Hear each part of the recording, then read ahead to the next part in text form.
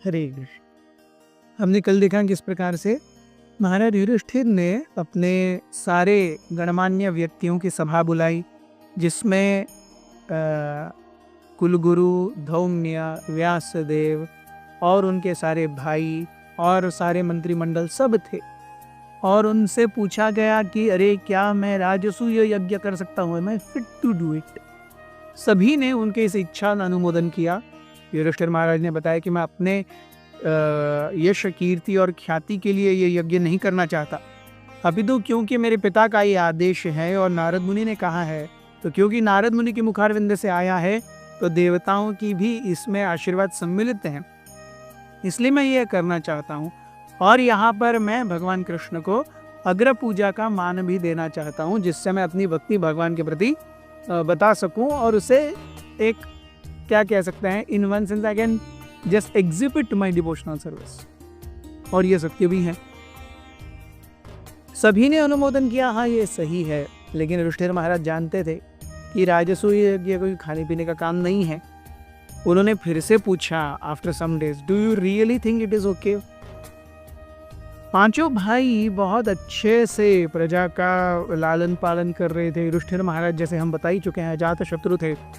सभी ने कहा, धौम्य और व्यास ने कहा कि आप जैसे ही अपने आप बस राजसूय के लिए सारे राजाओं का अनुमोदन ले लीजिए।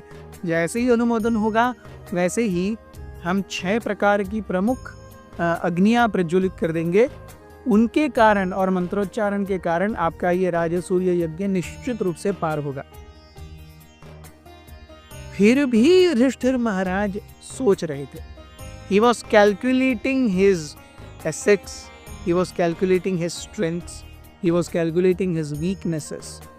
क्योंकि वो जानते थे कि एक व्यक्ति जो बहुत सोच समझ करके निर्णय करता है और कार्य करता है, उसके जीवन में कभी भी निराशा नहीं आती। कार्य उसके हिसाब से हो रहे हो या ना हो रहे हो, लेकिन निराशा और कार्य न होना ये बहुत अलग चीजें हैं। कई बार हम कार्यों के न होने के कारण निराश होते हैं, लेकिन नैराश्यत्व तब आता है जब हम बिना सोचे समझे कार्य करते हैं। अगर हम सोच समझ करके कार्य करेंगे और हमारी जो इच्छाएं हैं वो शायद कब पूरी ना हो भी, तो भी निराश हम नहीं होंगे। सो इसीलिए the wise always think, they prod on the consequences and then only they act. Yudhishthir Maharaj सोचने लगे कि भगवान कृष्ण ही इस मामले में फाइनल वर्डिक्ट देने के लिए तैयार, सबसे उचित व्यक्ति होंगे। He will be the perfect person to give an infallible advice, क्योंकि उनका नाम अच्युत है। सारे सभासदों ने भी कहा, हाँ हमें फाइनली कृष्ण से एक सलाह मशवरा करना चाहिए। The final go must come from Krishna. Yudhishthir Maharaj बहुत ही तीव्रता से कृष्ण के बारे में सोचने लगे और उन्होंने एक दिन अपना एक बहुत ही विशेष दूत द्वारका भेजा कृष्ण को बुलाने के लिए। इसी बीच में कृष्ण जब इंद्रप्रस्थ से गए, द्वारका पहुंचे। द्वारका बहुत समय के बाद आ रहे थे। द्वारका में सारे नगरवासियों ने उनका स्वागत किया। वो गए अंदर, कृष्ण और बलराम रथ पर आरूढ़ होकर के जब सभा में गए, सभा में सबका नमस्कार स्वीकार किया। सारे द्वारकावासी हर्षित और उल्लासित थे। द्वारकावासी फिर अपने माता पिता से, कृष्ण बलराम अपने माता पिता से मिलने गए, उसके अपने पुत्रों से, अपनी पत्नियों से मिले।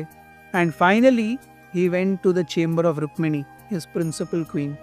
उसके साथ भी समय बिता करके फिर से कृष्ण सुधर्मा सभा आए।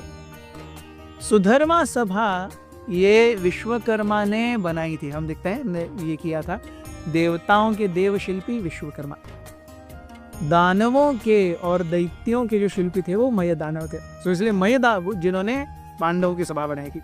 सो पांडवों की सभा का नाम था मय सभा और कृष्ण की सभा का नाम था सुधर्मा। जैसे ही कोई सुधर्मा में प्रवेश करता, वैसे ही उसके जीवन के जो 6 मुख्य दुख के कारण है या क्लेश के कारण है, ताप के कारण है, वो नष्ट हो जाते। भूख, प्यास, दुख, मोह, बुढ़ापा और मृत्यु, ये 6 प्रॉब्लम्स हैं इस मनुष्य जीवन के।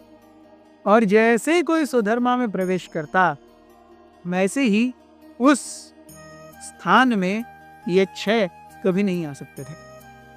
कृष्ण और बलराम जब आए, उन्होंने देखा उग्रसेन महाराज एक बहुत ऊंचे आसन पर बैठे हुए हैं। हालांकि वो राजा थे मथुरा के, but Krishna was nonetheless less important.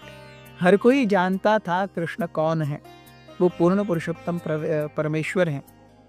और खास करके द्वारकावासियों के लिए जब उन्होंने मथुरा में कंस को मार दिया, तो कंस को मारने के बाद तो ये जो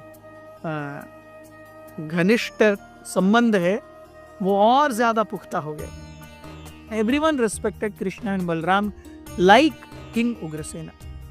लेकिन कृष्ण ने उग्रसेन के सामने नमन किया और अपनी सीट पर आकर बैठ गए। इसी बीच में ये जो हस्तिनापुर के दूत ये जा रहे थे कृष्ण से मिलने द्वारका, और एक बहुत ही विशेष व्यक्ति पहुंचे वहां पर। वो कौन है और उन्होंने क्या कहा, वो किस औचित्य से आए थे, ये हम देखेंगे सोमवार से। बहुत बहुत धन्यवाद।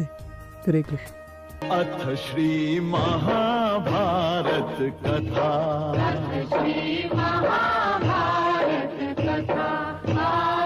महाभारत कथा